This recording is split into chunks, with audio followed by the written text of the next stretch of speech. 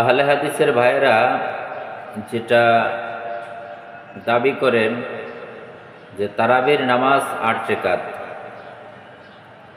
আসলে আল্লাহর নবী জনাবে মুহাম্মদ রাসূলুল্লাহ সাল্লাল্লাহু আলাইহি ওয়াসাল্লাম লাইলাতুল কিয়ামা ৮ রাকাত নামাজ তিনি পড়তেন, কিন্তু এই নামাজটা তিনি ১২ মাস কাল পড়তেন, শুধু রমজান মাসে নয়, ১২ মাস কাল তিনি এটা পড়তেন।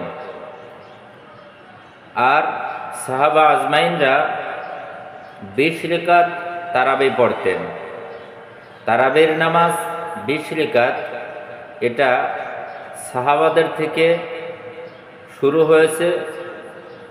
আর আল্লাহর নবী কোনো সময়ের জন্য নির্দিষ্ট কোনো নামাজ পড়েননি। তিনি কোনো সময় ৮ রাকাত পড়ছে, ১০ রাকাত পড়ছে, ১২ রাকাত পড়ছে, এরকম তিনি পড়ছেন, কিন্তু কোনো নির্দিষ্ট কোনো একটা মাপকাঠির ভিতরে যে ১০ রাকাত এটা তিনি সবসময় বাধ্যতামূলক পড়ে গেছে, এরকম তিনি পড়েন নাই। কিন্তু বাধ্যতামূলক সাহাবা আজমাইনদের থেকে আসছে, তারা রমজান মাসে তারাবির নামাজ ২০ রাকাত আদায় করছে। এজন্য আমরা তারাবির নামাজ ২০ রাকাত পড়ব ইনশাআল্লাহ।